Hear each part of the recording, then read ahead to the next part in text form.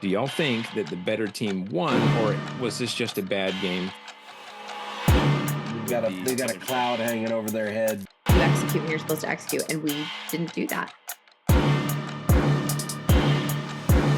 They were the better team in that game.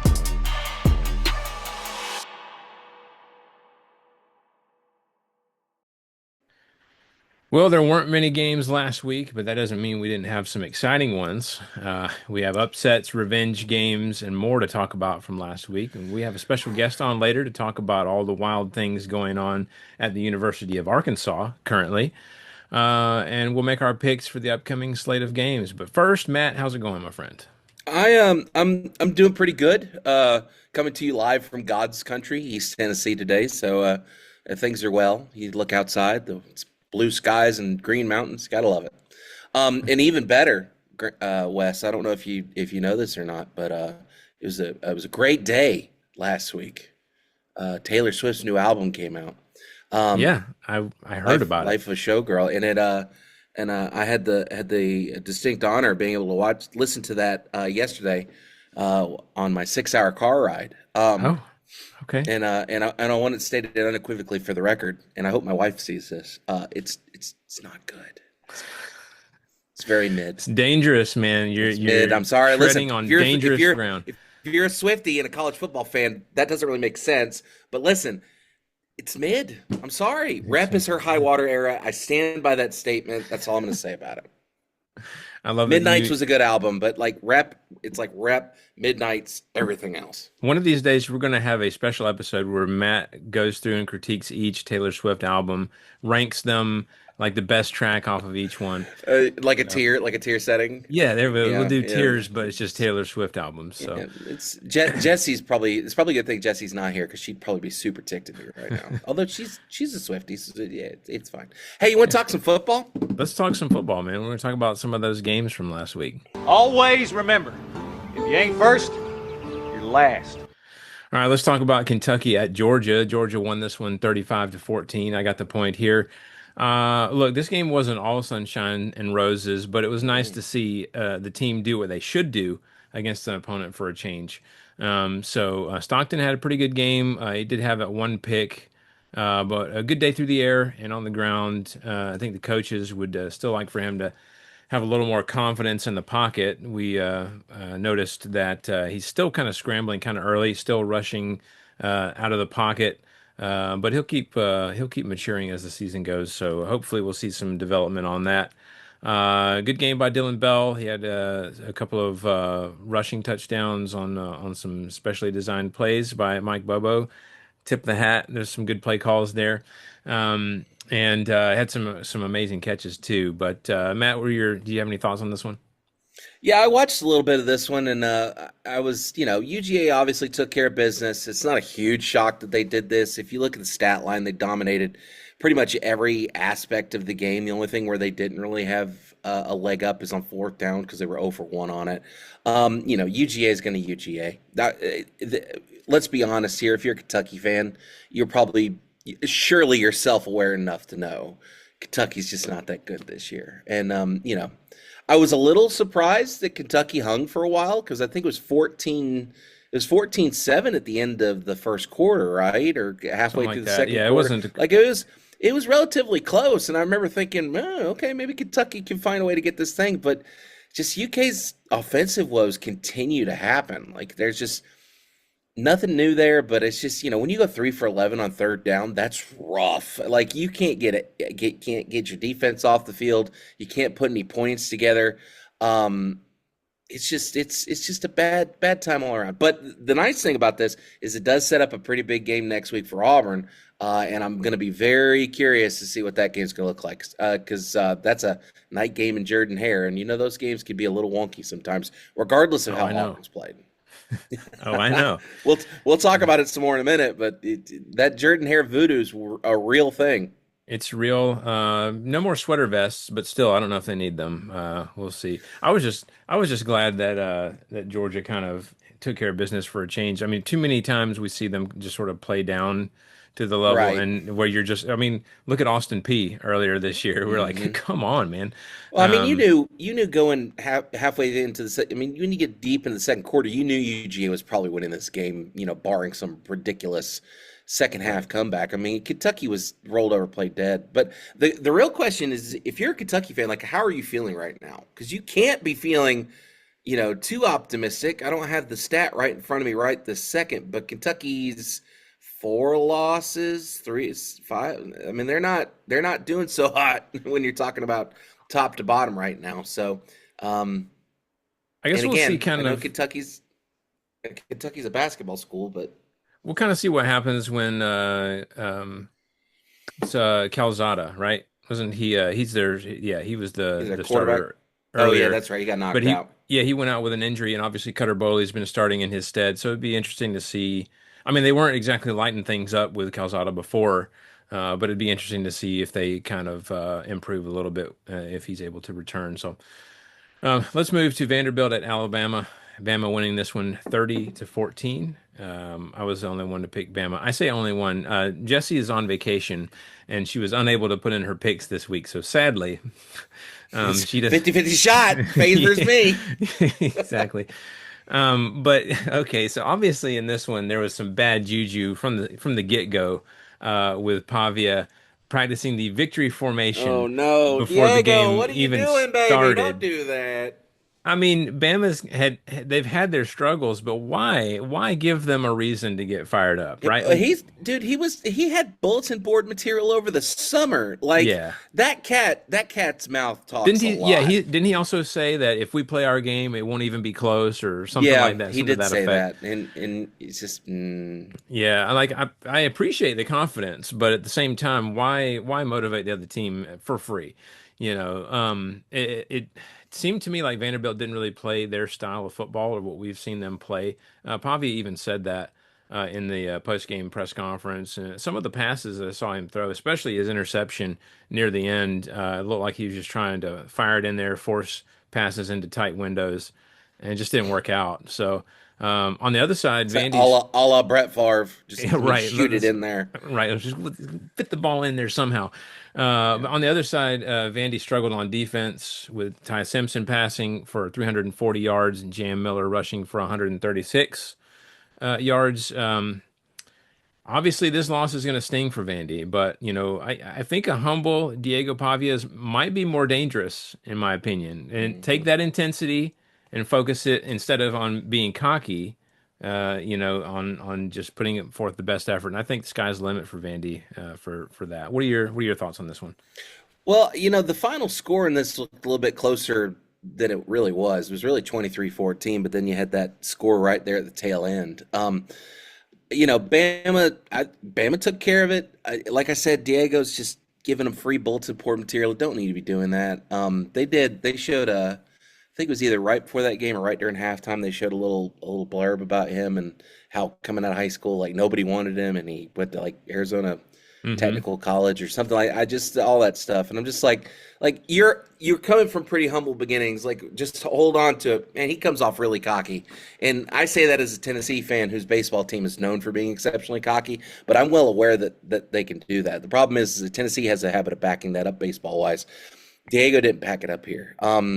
Just kind of a pedestrian effort. 21 for 35, one TD and an interception. That's just a bit rough. Vandy did have a shot there. I felt like they had a chance, but just those turnovers were just really, really rough. It kind of kills you. And like you said, Wes, you can't go, you can't allow your opponent to go 5 for 5 in the red zone and win a ball game. You just can't. And when they walk away from a score every time in the red zone, it's not a good combination. It's how you end up in situations where you're looking at an L. Now, where we go from here, Vanderbilt, only has one loss. There's a lot of one-loss teams in the SEC. I think Diego Pavia actually said something about that in the post-game presser after he got done yelling with that obviously drunk Bama fan. Who Got a business again administration degree to work that's at his just dad's company. that whole situation was just ridiculous. But like they've got one loss, they're not dead in the water. They've got lots still to play for. You can get into in the SEC, you can get into the playoff with one loss. So I mean, they definitely have something to build on. So if you're a Vanderbilt fan and really you only lost by 9 points, Yeah, I wouldn't feel too bad. still got everything in front of them for sure. Yeah, absolutely. Now, yes, and now if you're a Texas fan, as we're going to talk about in a second, you're not going to be too happy. Mm. Yeah, from a revenge game to an upset, let's move to Texas at Florida. Florida winning this one 29-21. Nobody got the point here. I suspected Florida might put up a fight here, but I did not expect them to pull off a win, thus why I didn't get the point. Um, Texas's offense has been a little iffy this year, we've seen, but one of their strengths has been their defense. However, now I'm not so sure. DJ Lagway threw for almost 300 yards and 2 touchdowns. And as a team, Florida rushed for 159 yards too, which isn't too shabby. So that vaunted Texas defense may not be as strong as maybe we thought they were. I don't know. Either that or Florida's starting to turn the corner. I think the restlessness around Arch at QB is about to go through the roof if it hasn't already. I don't know how good Matthew Caldwell is, but they might be pressed to give him a try sooner than later at QB. I don't know, but He did have a little bit of success when he came in late. So I mean, yeah, they yeah, they might end up yanking the Manning. We'll see. He we'll may hit the see. portal. And one thing that just cracked me up as I was watching this game is like Florida just can't get rid of Billy Napier, can they? It's No, like they can't. it's like every time you think it's a done deal, oh, he's done. Put the nail in the coffin. This is the game. They're gonna announce it afterwards, and then he pulls off like a ridiculous win or something like that. Yeah. It's It's bizarre. it's like if Florida was a dead guy. It's like I don't know if you've ever played a game called Death Stranding, but there's a character where literally his heart stops every like 2 hours and he dies for 15 minutes, and then he has things like in his heart that bring him back to life. Like that's Florida. It Pretty looks much like it. they're dead, and then they come right back, and then they die again, and they come right back. They're like the Frankenstein of the SEC. Like it makes no sense. Yeah. What about this game? What were your thoughts on their upset of Texas? Listen, I was again in the car for like 19 hours on Saturday, so I listened to a lot of this one, and I remember sitting in traffic in Atlanta because if you're from Georgia, you know that's what you do in Atlanta. Yep. Sitting in traffic, and all I can think is there's no way that Texas is going to let this happen. Like surely at some point Texas is going to kick it on, and they're going to end up winning this ball game, and then they didn't ever actually pull that off. If you're a Texas fan, you have to be punching the air right now. Like there's no question in my mind. Like you've got to be so frustrated. SEC Shorts got it right on the money when they do their. I don't want to spoil it for you, but they use the term "Texas is back," and it was not in a good way. And it's just it's so rough. Like if you're a Longhorn fan, like I feel for you. Like I feel bad. And I'm a Tennessee fan. I have dealt with all sorts of crap over the last 20 years. I just sheesh, if there was a single piece of why preseason polls and early season polls means absolutely jack and nothing, it's this game. Yeah. Texas was overhyped from the jump. They managed to keep it close with OSU at the beginning of the season. Yeah. And they just haven't done anything to really be impressive at this point. Hence the reason why, as of yesterday afternoon, they're out of the top. Wait, or was that today? Wait, was today's Monday?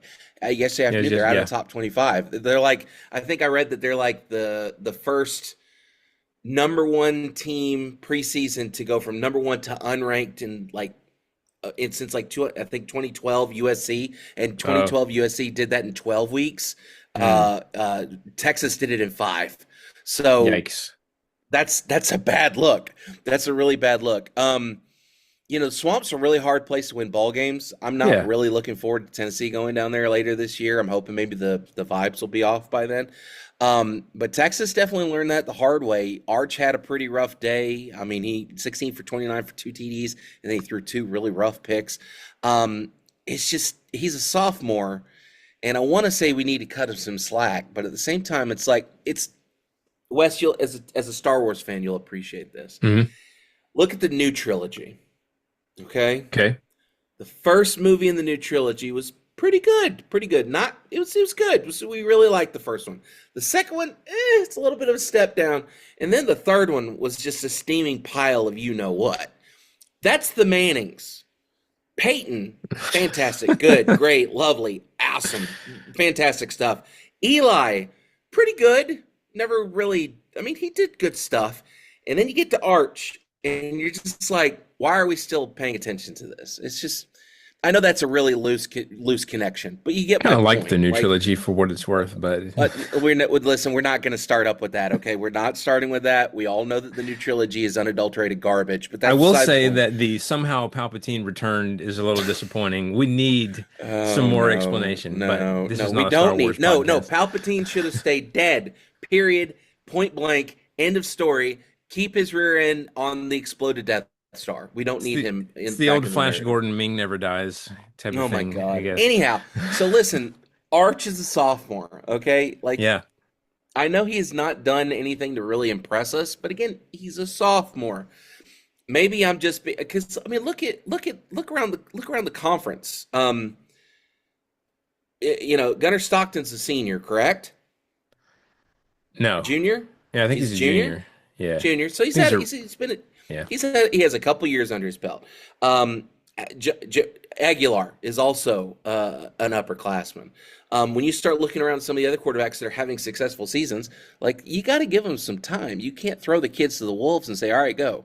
Um, but anyway, I digress. We've talked about Texas enough. Let's kind of focus back on Florida. So Sunshine Billy gets another resuscitation. Somebody ignored the DNR, um, and you end up with him surviving. Now, is it going to be enough? Are we going to be able to get to the end of the season and into next season with Billy still intact? I don't know. I have a hard time imagining that's going to happen. Just to pull up Florida's schedule real quick because I don't know exactly who they got left. Think it's pretty Um, tough. It was pretty tough last year, and it's like the inverse Oh of that yeah, this year. they've got Texas A&M this weekend. They got Mississippi State, Georgia, Ole Miss, Tennessee, Florida State. Yeah, Yeah. I think the writing's on the wall, so to speak.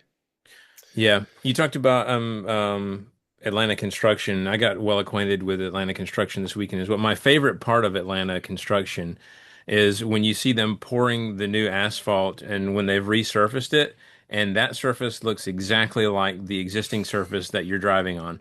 And I'm Yeah, like, what's yeah. the point? When I went through Atlanta this time, it had me get off at Pryor Street, go down past the Georgia, not the Georgia Dome, go past Mercedes Benz, and then Mhm. somehow I ended up on Georgia Tech's campus for like 15 minutes. Which, by the Oh, way, if you've never driven on Georgia Tech's campus, it's lovely. yeah. But like 15 minutes on the campus and then back on 75, it was really strange. I hate Interesting. Atlanta traffic. The Yeah, reason why it's I'm rough. never my wife's originally from outside Atlanta, and she's like, "Yeah, let's move back to Atlanta." I'm like, "That plus the sub 3% interest rate on my mortgage right now? Absolutely not. We're not moving. The funeral home will be making my next move. We're good where we are." Oh man. All right, let's move to Mississippi State at Texas A&M. A&M winning this one 31-9. I got the point here. It's kind of sad to see Mississippi State drop off as this game went along. Although on the flip side, Marcel Reed had kind of a tentative start for A&M, but settled down as this game went along. So that was good to see if you're an A&M fan. But then things quickly got out of hand for State, unfortunately, and A&M kind of ran away with it there in the end. Matt, what were your thoughts on this one? Yeah, just again, A&M, I think has looked the strongest they've looked in a long time. I can't remember the stat. I read it earlier. It was like A&M's off to their best start since like 2019 or something like that. So obviously, they're doing pretty good. State, look, we knew this was going to happen. They were undefeated going into the Tennessee game. In the Tennessee game, no disrespect to Mississippi State at all. But you know, Tennessee was favored. Tennessee found a way to win that game on the road historically, which they don't. And we had a feeling that this is where things were going to start to go for State, and we've been right so far. You can't if you look at the stat line, you only get 200 yards of offense. You won't, 1 for 10 on third down. You lose the time of possession by 17 minutes. Like it's just the writing's on the wall at that point. Like there's just not really going to be any kind of help on that score. So stinks to be in Mississippi State. But if you're an A&M fan, you got to be feeling pretty good about life. Right. I mean, honestly, if I was a Mississippi State fan, I wouldn't feel too bad either. I mean, let's be honest, like just the fact that we even thought that there might be a hint of hope for them coming into this game is miles beyond what we would have said last year. Hmm. We had them in the bottom of our tiers. I think all of us did. Yeah, they were in In the the dog water Yeah, section, if I remember correctly. yeah. So yeah, I mean, things are improving. I think. I mean, obviously not what they ultimately want, but it's getting there. So.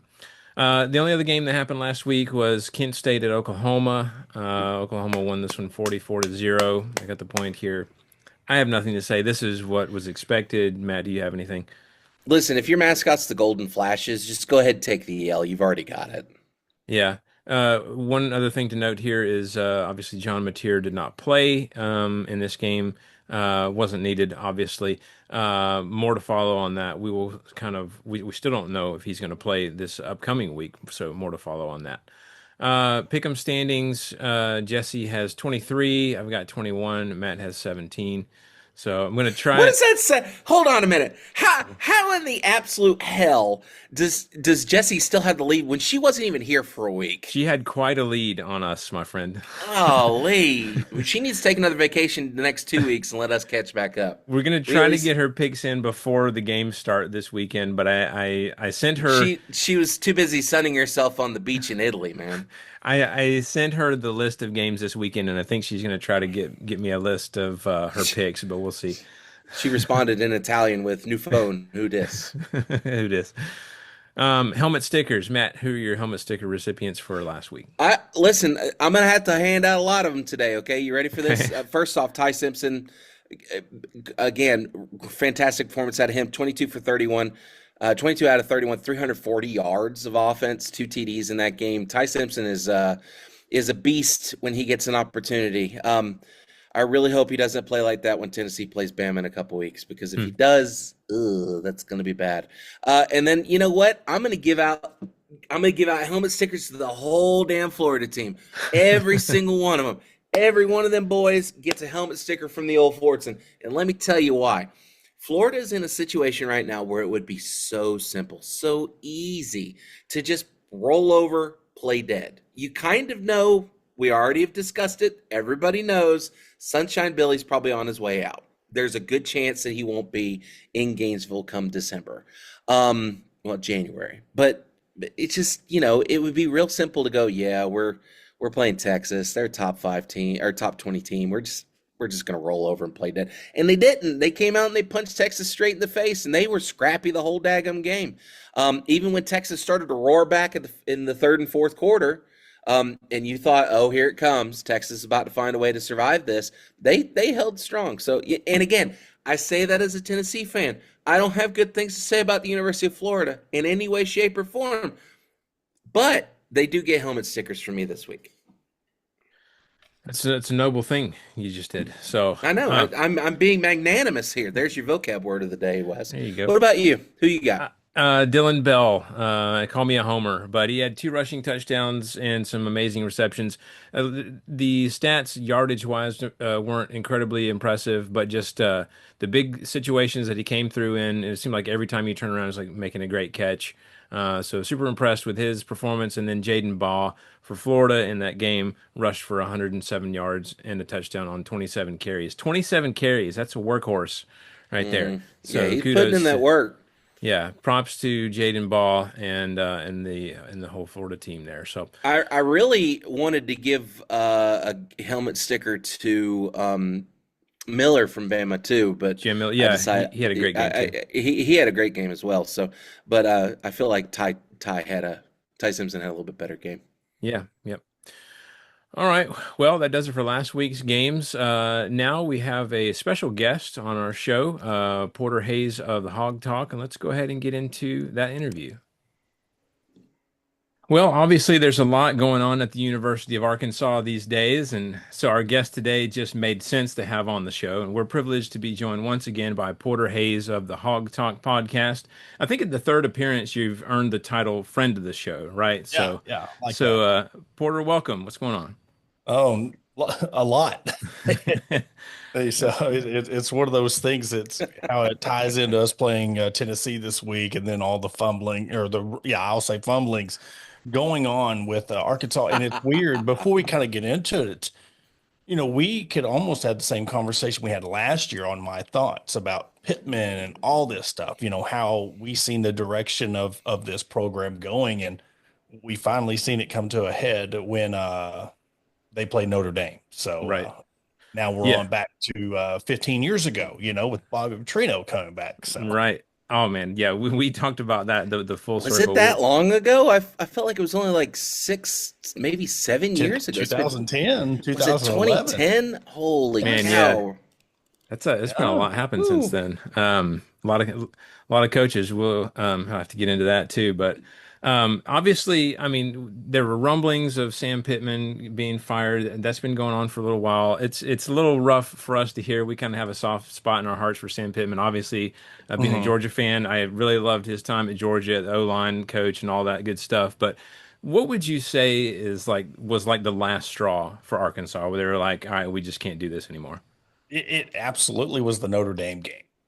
He was holding on to those last few people to give him some kind of leeway. And just how the game started and then how it ended. It just, you talking about letting go of a rope.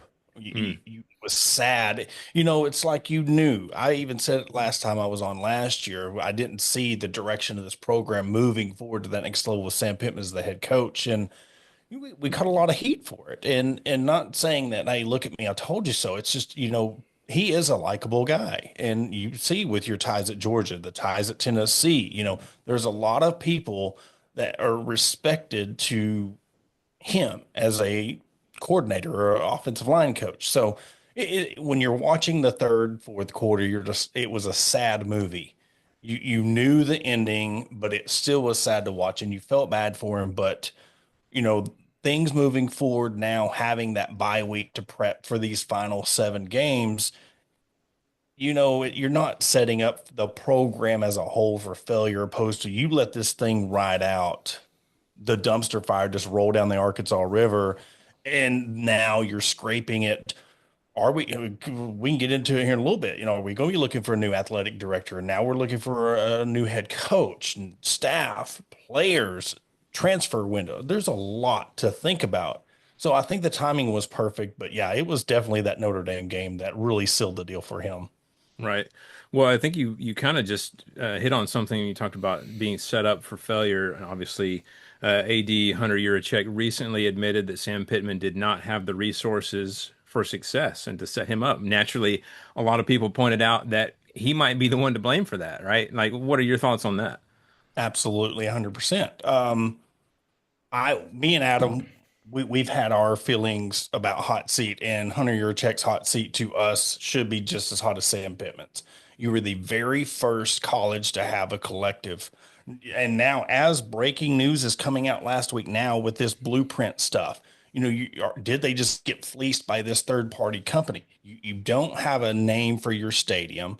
You don't have a NIL now. You have nothing now. They just 100% parted ways as we're recording right now with I think it's Blueprint, whatever that third party is that now it's all coming out in fruition. Hmm. That Let me look it up real quick. I want to make sure I get it Yeah, no. right.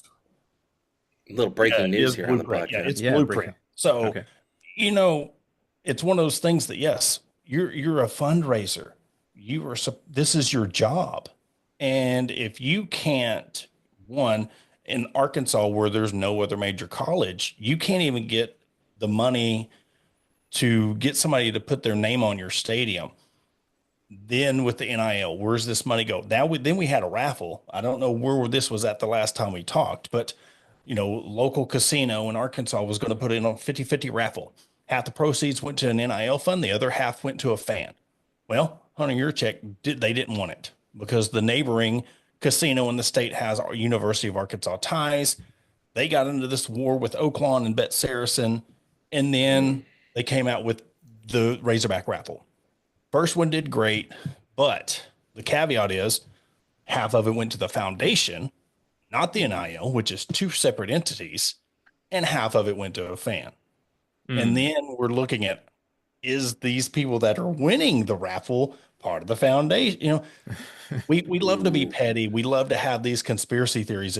It's drama that we're here for. We're messy like that. But all these things that are happening, you're like, how is this guy still employed? I'm sorry, but if you are the athletic director at an SEC school or any big time Division 1 athletic program, I've seen people fired for way less. And I just don't trust him moving forward. And I don't know if he's going to be in on this coaching search. I don't know what's happening with that, but I wouldn't be surprised if he was not here next year. Right. Yeah, I mean, like you said, accountability. But I mean, you just touched on it for the NIL and the collective being phased out, and I've heard it has been called a reset button of sorts for the university. Um, why is it necessary? What does the future of NIL look like at Arkansas? Obviously, you talked about some possible legal issues with the previous one as well. Um, are there any other concerns that came up that made Arkansas just be like, we got to go in a different direction? Sam Pittman and Hunter Yurachek were under this naive assumption that this rev share was going to be the saving grace for the University of Arkansas. It was going to have everybody at a level playing field. Like, okay, this 20.5 million, if we give 16 million, everybody in the country is going to be doing the same. And that's what they were. And I don't know. And we all know that's not true. We all know that this rev share is not going to be equal. It's Hmm. not going to, and they were fully in belief of that. So that was another part of it is you had an athletic director that one isn't fully supportive of NIL. And then you're saying rev share is going to be your saving grace. You got to put football first. You can sit there and come and his comments at the Little Rock, touchdown club of, well, we don't have money. Well, now we do. Oh, now we don't have money. And then you openly admit, well, we didn't set him up for success. That is 100% on you as an athletic director because me and Adam talked about him not being a true SEC guy. He doesn't truly understand football is the king. It is your cash cow. If you're good in football, look at 2021 when Arkansas beat Texas in the 9 wins and then the basketball season Elite Eight baseball team. You have that much excitement in Arkansas, you'd have no problems with NIL. You'd be having people hang over money hand over fist. And so he really has held back. And then there was a lot of people going back to the Sam Pittman deal. Well, we don't want to give him that $3 million buyout. Well, all right. How much money did you waste on this blueprint?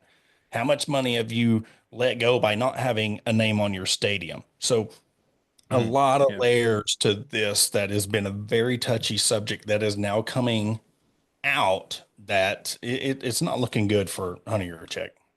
Right. And it looks like you were talking about him not being an SEC guy. I was looking at his history, and really the only credentials that he has in terms of a full-fledged AD are Coastal Carolina, Houston, and now Arkansas. I mean, he was an assistant athletic director at Vanderbilt back in the day, Mhm. but you know, I don't know. Yeah. Yeah, it's a good point, Vanderbilt's weird though, because I Yeah. mean they're not, especially back they then. don't have to give any of their earnings and whatnot because they're a private institution. Like there's, And how mm, does that work with this rev share thing? How do you sit there and say you're going to do what with what money if you don't have to report how much you're getting in? mhm. You know, Hmm. it's one of those. Vanderbilt bring that up. With their baseball program. When a lot of people was only at 7 scholarship players. Well, them being a private institution and all that stuff that went on. I mean, they not cheated because it was legal, whatever, but they played the system, and now we're seeing a lot of the other schools. I mean, you can't sit there and tell me Ohio State or Tennessee or Alabama, Georgia, they're going to stick to this 20.5 million and being the only thing they give to their players. Right. Mm. Yeah. All right, so this next question I really have been excited to ask, and that's talk to us about this surreal full circle moment for Bobby Petrino. Matt and I were talking about it last week. It's like he's got all the Infinity Stones. Like, what the heck happened? Like, how did this come to fruition here? It's one of those things that Arkansas is stuck in nostalgia mode. We have Darren McFadden. We have, there's other than baseball, there's no like recency bias to where you could sit there and say, okay, when you think of Arkansas basketball, yes, you have Eric Musselman, now you have Coach Cal, but you have to go back to 94 for the national championship. You have to go to 64 for the football championship. They're in the past. And everything with this curse that Arkansas thinks they're in, which we kind of are in and on it too, of you see what happened when Bobby left. He's the savior. He needs to come back and fix what he started. But he was a good coach. He is a good offensive mind. This isn't some scam that, like a John L. Smith or a Chad Morris situation. He could end up coming in and making this a good product. Now, are they going to go 7-0 down the stretch? Absolutely not. But what it was, the good old days. And they're remembered of the good times and how everything left. If he would have went out his last 2 years of 6-7 win seasons or 7 and then the 4-8, it'd be a total different thing. They were on top of the world. Mm-hmm. And then the motorcycle wreck happened and all the stuff come out with that. And then you're left with the dumpster fire that was back then. So him coming in and, when they introduced him as the offensive coordinator, it's almost like, all right, let's get this crazy PR stuff out of the way. Let's make the provisions where we can hire him, because there was provisions that the University of Arkansas couldn't hire him back. They had those changed so they can bring him in as the offensive coordinator. And then you have the plan of, hey, look, we know Sam's on the hot seat.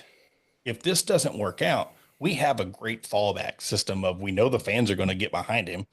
He's going to come in and change things. So you could be in a lot worse situation, just like what we thought with the basketball program when Musselman left and all the players were gone. There was one scholarship basketball player on the roster, and you're like, what are we going to do? And then here comes Cal out of left field. So you have this situation with Bobby Petrino that can come in, and he's already, day one, fired his whole defensive staff, which, it comes as a shock, but look at our defense. It's horrible. And you can go with players, effort, whatever may you, but it was just a horrible product on the field. So, we'll see what happens this Saturday against Tennessee, but, there's a lot of hope because of what he done in the past. And I'm afraid that, this is going to go one or two ways. It's going to be good or it's going to be bad. There's going to be no in between with this situation. Right. Well, that leads me to a follow-up question on that. And it's like, so is a full-fledged head coach search underway, or they just kind of like, let's give this a try and see what happens first? No, there's reports out there that Missouri's offensive coordinator has interviewed for the job. Look, you got to be proactive. You can't be reactive. Right. You got to have a plan, because this last 7 games is horrible when it comes to the strength of schedule. So if he's under the gun, like he's got to win 3 or 4 games to win this thing over. I don't care who the opponents are, because when you look at it, next year going to a 9-game SEC schedule, it's not going to get any easier. No. So if you can't win now, or if you can't show that you're making progress, it's not going to. So you need to have some people come in and interview and have a backup plan. And there's a lot of names being thrown out: Rhett Lashley, John Gruden. That's crazy to me. Don't listen, Porter. Don't buy into the Grimmers now. I've gotten burned on that twice. You don't want to do that. Don't drink that Kool-Aid, dude. He's a 500 coach. Look, he's a 500 coach. He's never coached college football. Right. And again, when you talk about nostalgia, there was a time, I can't remember what hire it was, but John Gruden wore a red tie, and that became a huge thing in Arkansas. Oh my God, he wore a red tie. He's coming to Arkansas.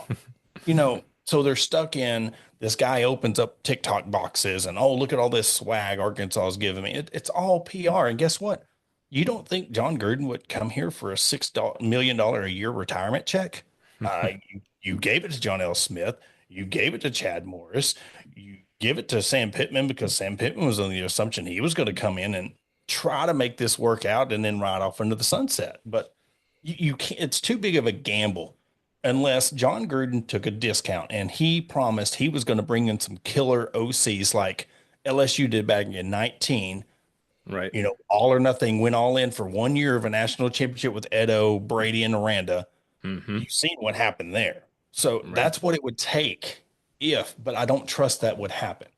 Do I trust Bobby Petrino to take this thing full term? I don't really necessarily trust that either, because there was reports of he hasn't tried to lobby for the head coaching position, and one of the big boosters come out and said he wasn't doing this and that, and then all of a sudden, bang, he's the head coach, your defensive staff. So it you know what you're getting. I was on the Ball Bros last night and when I said the same thing. You know what you're getting with Bobby Petrino. If you're going to accept the good, you have to take the bad, and we know what the bad is. We've seen the bad, so we'll see how this thing rides out. Right.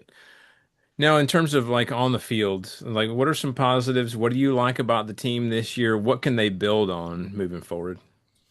Their offense is completely different this year. They are going to tight ends. They have a run game. You have a couple of receivers you can go to. Now, Taylor Green's still showing glimpses of last year of, staring down defenders and making errant throws, but he is just as electric with his legs. I think if they get into the process where they can trust themselves to play a full 4-quarter game and not go blank in the second half. That's our biggest concern when you're talking about Bobby Petrino is their second half points. There's hardly any. So if you want to be the head coach now and take this thing over full term, you're going to have to show us. I'm not necessarily saying win on Saturday, but I want to see progression. I want to see 10, 14 points in the second half. I want to see that you're able to handle what Tennessee does to adjust to your offensive game plan. But they do have a lot of guys to throw to. Mike Washington, Braylon Russell, killer running backs. We know what Taylor Green could do. Paskey at tight end. Then you had C.J. Brown until, of course, his injury. But, Raylan Sharp is another one they can throw to. I mean, they have weapons. It's just mixing it up and not showing all your cards in the first half and opening it up a little bit. Right. Well, hey, we've seen crazy stuff happen with interim head coaches. Who knows? Matt's shaking his head because he doesn't want to hear it. But like, what do you? Don't put. Hey, we're going to talk about it when we get to picks for this week. Don't you put that voodoo in the ether, Wes? I don't need it. Look, I barely survived the Mississippi State game. That one was a corker. I don't need that against Arkansas. No offense, Porter. I'm just trying to get the playoff, bud. Yeah. Yeah, well, you see what UCLA done. I mean, 0-4, Nico is the laughing stock, and then they go out and beat Penn State. I mean, you don't know what's going to happen. Mm-hmm. That's why they play the games. That's why we don't play them on paper. My biggest thing is this is what I want to see, how they respond to getting hit in the mouth, or say Tennessee scores 3-and-out Arkansas, and they score again to go up 14. How are they going to face adversity? How are they going to, if that changes, if I see momentum or effort, I'll be happy moving forward, whether it's a win or a loss. But I want to see changes on that defense effort, and I want to see changes in the second half offense. Are there any particular ways that Arkansas matches up against Tennessee that you find favorable or that you're excited to see? Well, I mean, both defenses are ranked in the 100s. I mean, we both know that the defense matching up and what Arkansas can prove they can do. They prove they can march up and look at the Ole Miss game. I mean, hung with them. And that's what's so crazy about this whole thing is we knew going into the Notre Dame game, we're talking about a team that could have been 4-0. Now you see the bad side of it. You went from could have been 4-1 coming into this Tennessee game to you're 2-3 and your coach is gone. Right. And 2 errant plays. And we can play the what if game all we want. But when you see the magic of when this offense is rolling, I can't say nothing on the offense or the defense because they just, other than their D line, but then they get torched for 195, or the running back went for 150. When I was watching Memphis film, I was like, they're just so slow. I don't see Memphis beating Arkansas. And then they just run right through the middle. I mean, that one run hit 30, 40 yards untouched. So yeah, I want to see that happen, but I think the offense matches up very well. But the key is no matter what, I do not see them outscoring a team that's averaging 500 plus yards a game and averaging 45 a game. I don't see it. Right. Matt, did you have any questions for Porter? No, I'm just glad to see him on the podcast. We need to bring him on more often, I think. Yeah, I agree. So let's take your Well, hold reporting. on, Wes. I Yep, did think of one because Porter. I saw the Clemson helmet. I wanted to ask you what you think about the that's where I was situation with headed. Clemson going on. Oh, yeah, Well, yeah, I beat you to it. I have truly been getting blitzed by my own fan base for the past 2 years. Because look, guys, we've seen Vanderbilt, we've seen Indiana, we've seen what Arizona State has done in short terms. Guys, 5 years ago, we never would have thought a team could rebuild. Look at Mississippi State. Are rebuilding on a basketball right now. Hmm. And Mm. Dabo does not want to embrace the portal. He is basically begging them to fire him because of the $60 million buyout. What Dabo is as a head coach is what Henry Yurchek is as an athletic director. You have to change with the times. You can't out recruit anybody anymore. And his ego is so big, he's on this platform like he done that all on his own. Right. You had Trevor Lawrence, you had Deshaun Watson, you had Brent Venables, you had Tony Elliott, you had all these guys around you. Now all of them are gone. And yes, you can sit there and say, well, we're winning games. We're still winning the ACC. If it wasn't for Syracuse, you wouldn't have been in the college football playoff last year. Yes, you still had to beat SMU in the ACC championship, but let's be real. If Syracuse doesn't beat Miami, you're not sniffing the college football playoffs. So, Mm. by the grace of God, you know, irony is saying that around Dabo, but it just irritates me because if you don't embrace it, Clemson's going to be Arkansas in 3 years.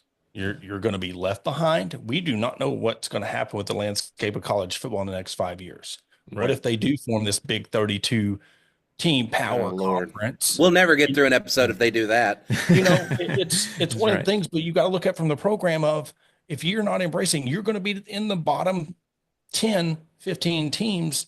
And look at if you got 32 top teams, every game's going to be huge. So it's frustrating because I've seen them at the top, and yes, I'm so grateful. I got to witness my team win 2 national championships. I am grateful, but it still irritates me because I see people holding on to him because, well, look what he's done, look what he's won. Nobody can do that. I'm like, I'm seeing it smaller schools do the Right. same thing. Yeah, they're not making the college football playoff every year, but they're still building programs and they're moving up. You could be one of those teams like an Ole Miss or a Tennessee that's on the cusp of being one of the elite programs in the SEC conference, but you stick to being mediocre because you're like, well, look what I've done for you in 16 and 18. Right. And you raise a great point because it was interesting to hear his press conference. Was that a week ago or 2 weeks ago where he was just talking about, well, I guess if they're tired of winning, they can just send me on my way. And I was just like, it's almost like he's talking like you said, like he wants to get fired in a Mhm. in a certain way. And he's like, well, I'll go coach again. All right. But you're not going to win if you don't embrace the times. Right. I don't care. Look at the greatest head coach of all time got ran out because of the NIL. Yeah. If he can't do it, nobody's going to be able to do it. Right. No, that's a great point. Well, um, man, that's all I had. Matt, unless you got something else. No, man. Cool. All right. I Well, used up my one question. No, I'm you're good for good. now. yeah, real quick, Porter, where can everybody find you guys on the social medias? Everywhere you can type in the hog, HAWG talk. We're on TikTok, Instagram, YouTube, Facebook. We're all over the place. We go live every Sunday night, Thursday night, 6:05 Central Time. So our broadcasts are all over. And we're part of the Believe Network. So you can just put us on Apple, Spotify, all that. You just remember HAWG, not HOG. That's where you'll find us. All right. Sounds good, man. Thanks for coming on. No problem, man. All right. Thanks, Anytime. Porter. Thank Have a good you. one. All right. Well, it's always an incredible time talking to Porter, all his insights into Arkansas football and all that good stuff. It's always good to have him on the show. And again, like Arkansas is one of those teams that I have a soft spot in my heart for them. I don't know why. I definitely don't this weekend, but any other weekend I definitely would. And it's just I hate that went down like it did, but it is what it is. If you're one of those hog folks, you're just gonna have to do what you can. But thanks for coming on, Cole. Porter, we really appreciate it. Yeah, it was a good time as always. All right. Wes, Now, before we get to before we get to Upcoming games. upcoming games, I do have a little bit of breaking news. This just came over the wire Oh, as of wait a minute. like 5 hours ago. Wait a minute. Here's the news. Okay. Over the wire. Auburn is moving its 2026 home game with Baylor to Mercedes-Benz Stadium in Atlanta as part of an arrangement with the Aflac kickoff game to provide NIL opportunities for Tigers players. Okay. So they're moving a home game from the Plains to Mercedes-Benz Oh to my help pay gosh. for NIL players. Wes, how do you feel about that? I could tell from the look on your face you're not real thrilled. I think I've already made my opinion about these neutral site games and how sick and tired of them I am. And I get it. Everything revolves around money nowadays, and that's what it's all about. That's what you want for recruits, and apparently this is another way to do that. But I was just thinking about, Georgia, where if you have a tough opponent to start the season, which many times they do. Obviously, this year they didn't, but I think that was of no fault of their own. The whole situation with the rescheduling. But anyways, let's say you open the season with a tough opponent, neutral site game. Okay, there's a home game gone. Georgia, Florida, at in Jacksonville, home game opportunity gone. Put a pin Now, in that. I'm going to come back to it. now, Georgia Tech now is a neutral site game at the Benz. Again, another potential home game lost. I'm like, eventually, are we just going to play, all these games in like an NFL stadium or something? It's like, I'm not a fan. I don't know. What do you think? I completely agree with you. I want it stated unequivocally for the record. You can tell I'm being serious because I'm doing the Bill Clinton point with my whole hand thing. We shouldn't be playing games on neutral sites. I'm sorry. It's just the way it should be. College football is a sport that is meant to be played on campus or a campus adjacent stadium.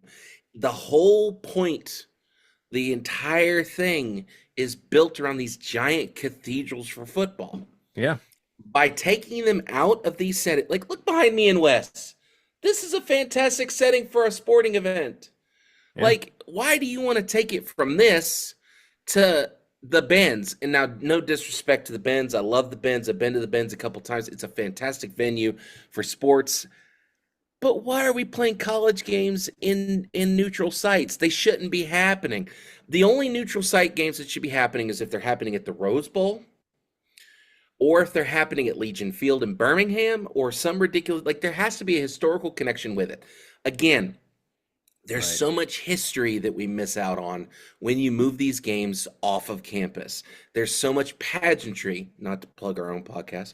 There's so much pageantry that gets removed. You remove all the tradition, you remove all of the color, you remove all the great stuff that makes college football so unique compared to the NFL, where it's just cookie cutter football. Like that's part of the reason why, people ask me, like, Fortson, you like football? Do you watch it all the time? I watch college. Do you watch much NFL? No, I check my fantasy lineup every Sunday afternoon, but I'm not sitting there watch. Like I can't mentally process the idea of an opposing fan getting jazzed about going to, I don't know, Jerry World in Dallas, or to go Right. to the Giants Stadium. Like it makes no sense to me. But you take your average SEC fan and they say, okay, we're going to give you a blank check. You can go to whichever game you want to. They're going to want to go to visit some of these other stadiums because of the Absolutely. history, the pageantry, the tradition, all of the different things that go with it. Stop moving these things off campus. Got Leave them on campus. so many beautiful campuses, and it should be about that campus experience of being able to be there and experience that atmosphere, which is you can't replicate at an NFL stadium. Not No, even because it's close. corporate and cold and it's just concrete. Right. Exactly. You need No, to I be agree. shoved into like YY7 up here so that way you can, look through your binocular. Like it's so dumb and it makes no sense and I don't understand why we keep doing it. And Just oh, money. and I completely bypassed the Georgia Florida thing. Like it's a disadvantage to everyone outside of that rivalry that Georgia doesn't have to play in the swamp every other year, and that Well, yeah, Florida there's doesn't that have too. to play. Like it's not fair to everybody else, especially us Tennessee fans that have to play in the swamp and in between the hedges every other year. Like Right. it bugs me. I hate it so much, and I've never understood it. It just doesn't make sense. And that There, one, rant over. and that one has its own history. I know they've been playing in Jacksonville for a long time, and I get it. But at the same time, it's like, Hell, they played that game in Columbus at one point, like back in the '60s. Like, just put it in Athens and put it in Gainesville, and let's move yeah, on. yeah, no, I completely agree. And Jesse probably would agree with us. I think so. I think so. I would Uh, call Italy, but it's like 3 in the afternoon, and I'm sure she's sunning Was herself. it- I was gonna say I think she's asleep right now, but I don't know. All right, well let's talk about those upcoming games. Ladies and gentlemen, let's get ready to rumble! All right, predictions for week 7. Yeah, we're in 7 already. Week 7. It's crazy. Man, it flies, man. It flies. We'll be going to SEC championship for this the thing before you know it, Wes. I'm telling you. First Because we game got this week. credentials, we're going. We can. Yeah, we need to make that happen. Um, They're not gonna give us credentials. we'll figure it out. We'll, Number 8, we'll look Alabama, 4-1, 2-0 in the SEC at number 14, Missouri. They are 5-0, 1-0 in the SEC. That's noon on ABC. Matt, what is your prediction for Bama at Missouri?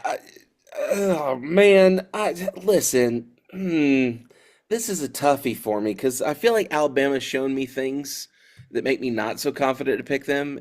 But it's Missouri, like Right, Missouri. Like looking at who Missouri's played: Central Arkansas, Kansas, Louisiana, South Carolina, UMass. They've played nobody, nobody. Paper Tiger, maybe. Nobody. They're a paper tiger every bloody year. I saw. Listen, well, this is a bit of a sidebar. I saw somebody on Twitter, and I don't remember who it was, that said the old Big 12 is holding up the SEC right now, and it made me want to throw things because I'm like, Texas hadn't really played anybody except OSU at that point. Missouri Right, hasn't played anybody at that point. A&M has had their share of wins, but like, stop with that business. Okay, right. that being said, I'm ready to make this pick. I'm picking Bama. Okay. But I think it's going to be close. I think Drinky finds a way to make this thing close. I think that the luck runs out for them. I'm going to say Bama 30-24. Okay. All right. Yeah, it's just really hard to get a gauge on this Missouri team and how good they are for the reasons that you just mentioned. Sure, Bo Pribula has had good performances at quarterback, and as a team, I don't know if you knew this, Matt. Missouri is third in the nation in rushing yards, averaging 292 yards a game. They haven't played anybody. Exactly. So the question is, how good are they? And the answer is we don't know. And as you mentioned, their biggest win so far has been a 29-20 victory over South Carolina. That's their biggest win of the season. So we find out this weekend if Missouri is for real. Look, Bama's got their own questions, I understand, but we will. This is more of a measuring stick game than any one that they've had so far. So Bama's not favored by much, but I am going to go with them. I know it's on the road, but I'll go Bama here, 28-24. By the way, do you know what the spread is on this game, Wes? It's like 3.5 points, right? 3 points as of us recording. Okay. I'm trying to figure out why, because I'm taking Bama in the spread. I'm sorry, Yeah. I just am. Yeah. No, that's probably a good pick. I don't know. All right. Next we have Washington State 3-2 at number 4 Ole Miss 5-0, 12:45 on SEC Network. Matt, what's your prediction here?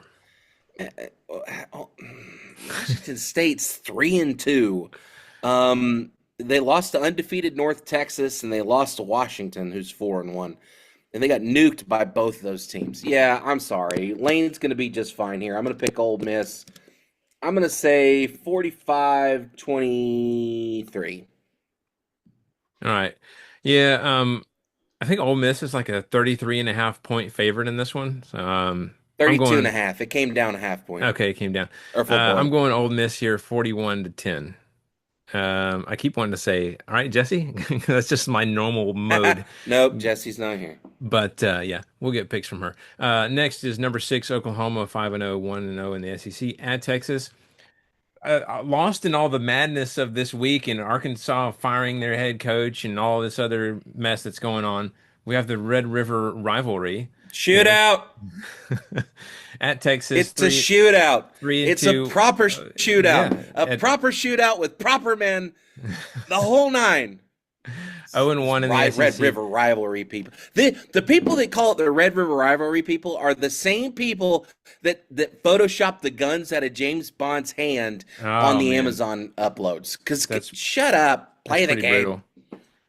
Yeah, actually, I have lots of loud feelings today, Wes. I'm really sorry. I'm just impressed with the people who can say Red River rivalry. Red River rivalry. Red River rivalry. It's red leather, yellow leather. Red leather, yellow leather. It's ridiculous. That game is 3:30 on ABC. Matt, what's your prediction for this one? Texas is favored. They are in this game by 3. Honey child, I don't think this is going to happen. Texas has been in bad shape. I'm going to pick Oklahoma. I'm going to go with the Okies. Okay. If I could spell the word Oklahoma on my sheet. The Oklahoma. Oklahoma. I'm going to go with Oklahoma here. I think Oklahoma's offense, even without Mateer, is going to be better. Arch has had his slew of issues. Oklahoma's defense, I don't have that stat right in front of me, but I know Oklahoma's defense hasn't been awful Pretty good. in spots. I mean, plus wasn't it Oklahoma that had like 9 sacks the other day or gave up 9 sacks?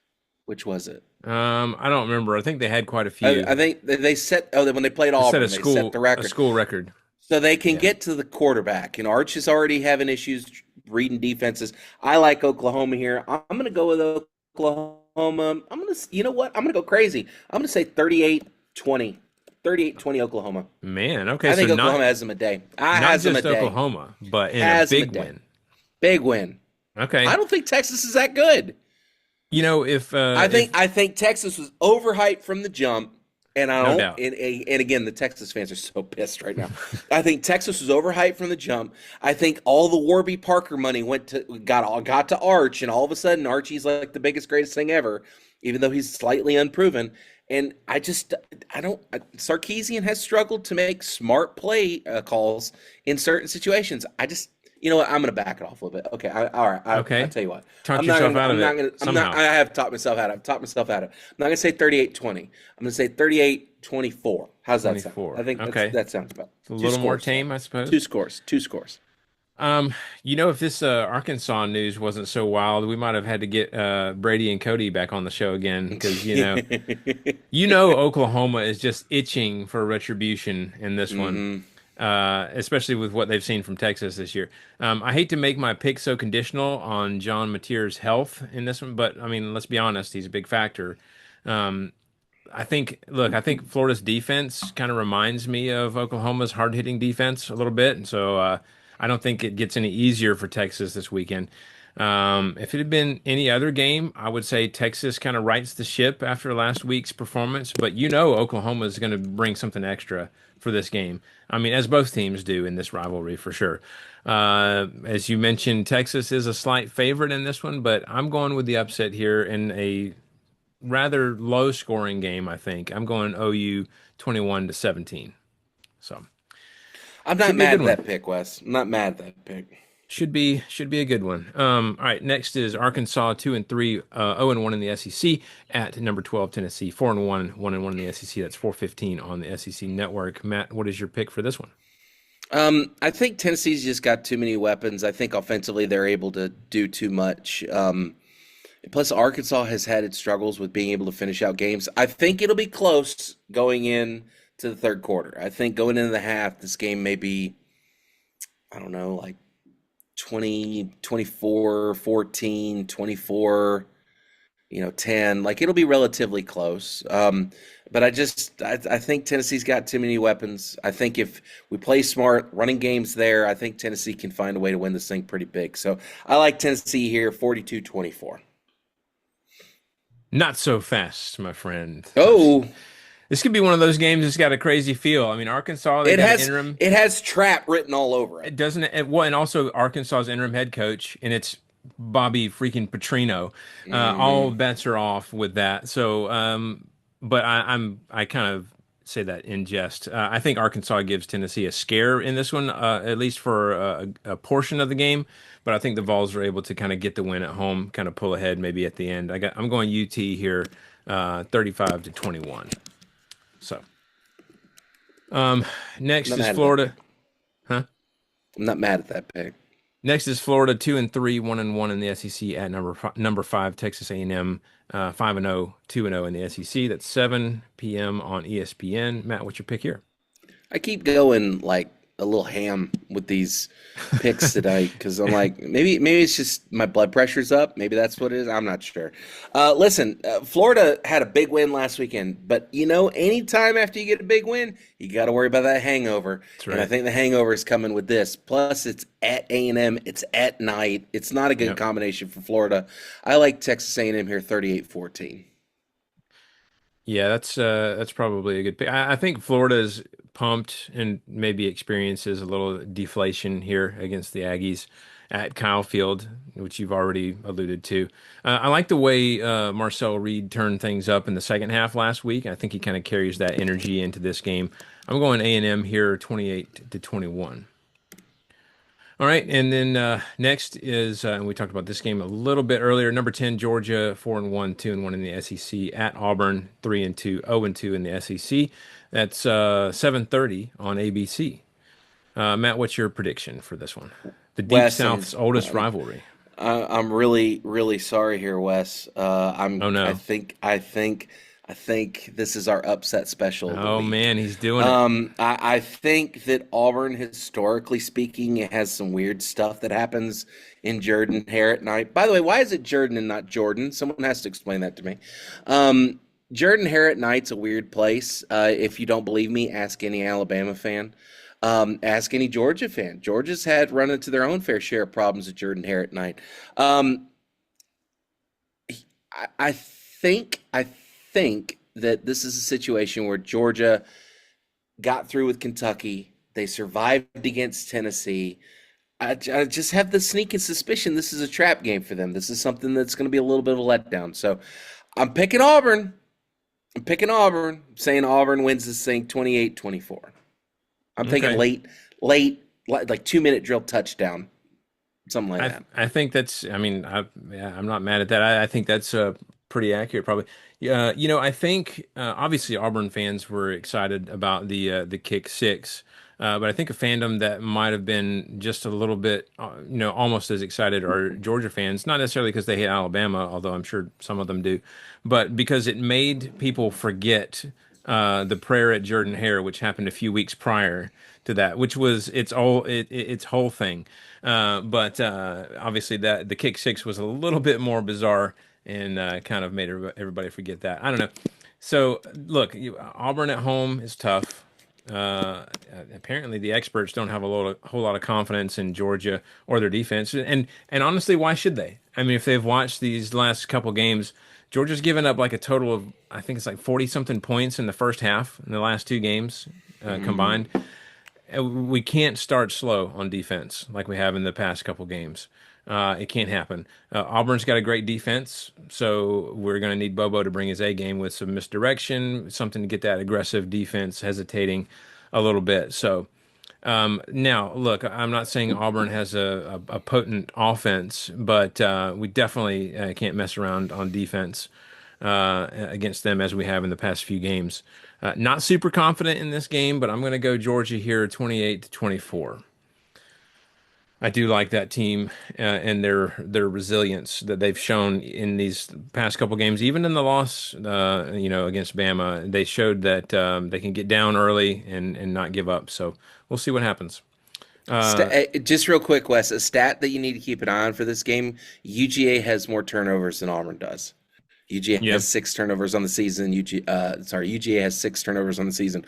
Auburn only has 1. So I think turnovers might be the story of this game. Just a feeling I got. Just a feeling. Yeah. All right, and then the final game of the evening: South Carolina 3-2, 1-2 in the SEC at number 11 LSU, 4-1, 1-1 in the SEC. This is 7:45 on SEC Network. This is one of those night at Death Valley games. What do you got for this one? Again, LSU has shown that they have some things they can lean on. Again, the LSU fans probably don't like me saying that, but Beamer ball's not it. I'm sorry. It's just not. I don't see South Carolina walking out of Death Valley with a win, especially at night. So I like LSU here 33-23. Yeah, I like that pick. Tough game for South Carolina in Death Valley at night.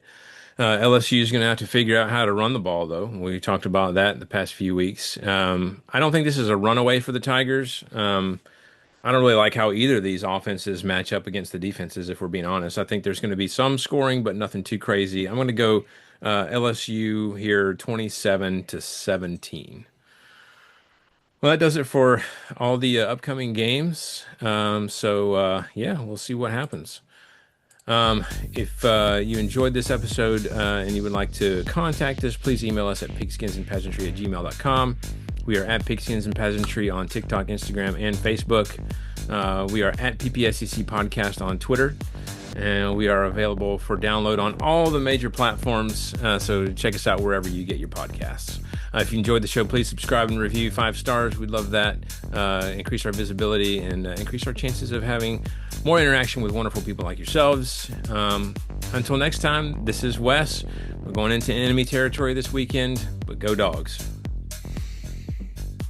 Say woo pig suey all you want. Time to fry for rasher of bacon. Go Vols.